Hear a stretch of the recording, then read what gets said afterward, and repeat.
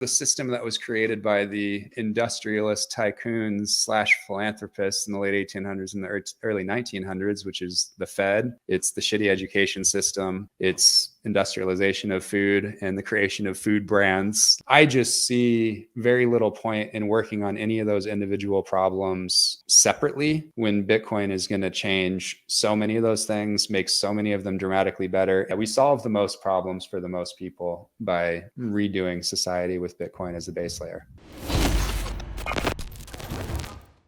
I don't think a whole lot of people like normies. I don't think a whole lot of people are actually aware of how many like operational scams there are out there today that are like masquerading as legit businesses.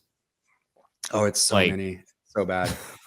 You mentioned earlier, or well, actually Alex did, that you worked for McKinsey, and I'm interested while we have you, because this would just be an interesting story. Yeah. If you have any stories you could tell from that period, because there's a really interesting book that's out there that kind of goes in the background of it. And there's another one out that Preston told us about last week called The Fund, which was about Bridgewater. That one seemed very like hush hush. No one talks about it. A lot of NDAs, which you might have had at McKinsey. But I'm just wondering, is there a story you could tell from McKinsey that would shed some light on anything? You know, the human mind always wants to look for somebody that controls everything. Like we're almost more comfortable that way. And it's kind of like, you know, each decade or each generation or each crisis needs its bad guy, you know? And so it's, you know, it's Matt Taibbi writing about the squid on the face of the global economy. And that was Goldman Sachs. And then it's McKinsey, or it's, you know, the Masons, or, you know, whatever it is. There's always this tendency to try to in our minds concentrate a lot of power and intent in an entity that can be like the bad guy in some way. And that's not probably the case, but I also haven't read the book, so I don't really know what the thesis is. I did watch the John Oliver episode, which I'm assuming was probably because this book or these books came out. So maybe it was similar to that. So I can at least react to that. You know, there's good work being done there and there's bad work being done there. And I've seen people doing both. I got there 2 years after Enron in the New York office, and the New York office basically was, you know, largely the Enron. Most of the Enron team from McKinsey was from the New York office. There were 250 McKinsey consultants operating on an entire floor of the Enron building. Damn. And I think, you know, at least 2 of their senior executives were former McKinsey.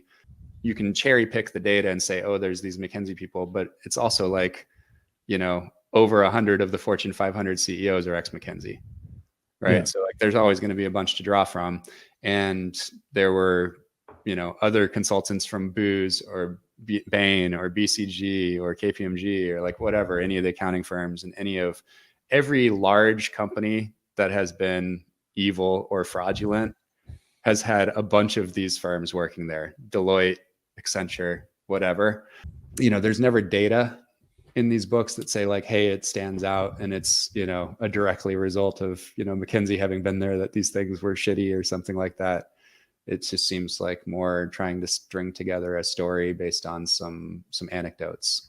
So that's the wannabe statistician in me that actually has taken a lot of upper level stats and can spot bullshit. That's the journalist in me that used to be a journalist, and I was really into stats. And so like my main skill in life, if I have one, is spotting bullshit. Bullshit detector. Like I just bullshit detector. Just don't fucking buy that thesis. I haven't read the book, but I probably just wouldn't read it or put much into it. There wasn't anything particularly nefarious more than anything else going on in American capitalism, is all I will say. No, I think that actually is a good summation of its general point, how it came across. Like, it doesn't seem nefarious, but there was some shitty stuff going on. You know, that exists everywhere. It is. And I think that is wrapped into, you know, the system that was created by the industrialist tycoons slash philanthropists in the late 1800s and the early 1900s, which is the Fed. It's the shitty education system. It's industrialization of food and the creation of food brands. Like so many of these different things kind of happened around the same time. There's going to be two sides of the coin when something changes, and the discovery of how to put fossil fuels to work for us and the discovery of like an industrial system came with a flip side of the coin of a lot of people being convinced that humans were inputs like the other inputs. And we have to undo the bad ideas that reverberated and spread throughout society ever since, you know, and it's going to be a while but the answers are there, and the answers are in old books.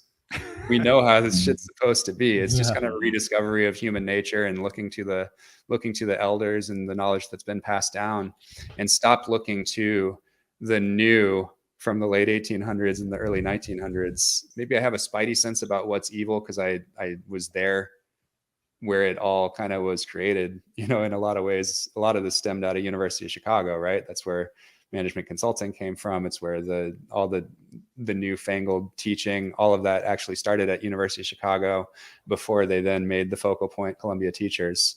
So a lot of this stuff kind of comes from that system of thought. There's also amazingly intelligent, beneficial thought that has come, and contributions that have come out of even the same people.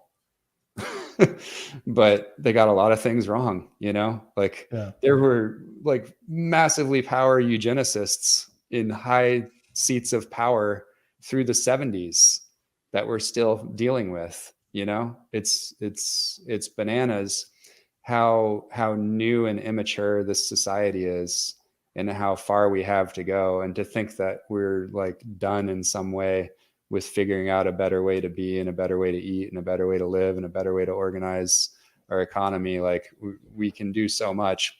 And, you know, to wrap it all up, like I just see very little point in working on any of those individual problems separately when Bitcoin is going to change so many of those things, make so many of them dramatically better, and create a new set of problems, but it'll be a smaller set of problems, and the problems won't be as bad. And we will have a better system with which to organize, not even have to organize. We'll have a better system to attack the remaining problems or the smaller, newer problems because we have Bitcoin coordinating the activity. And we'll be better equipped to sort of tackle what comes next. But yeah, we solve the most problems for the most people by redoing society with Bitcoin as the base layer. Hell yeah. God dang. Holy awesome. I wanted to swear so bad. That was a really good, that was actually such a good little rant, Cory. Like you made me just realize that the fiat American system is structured very similarly to a helicopter. Like it's built to be constantly trying to rip itself apart, and we're just trying to like. I was like, "Where's he going?" Going with that, He's fucking spot on. Fucking aviation mechanic. Yeah, there you go.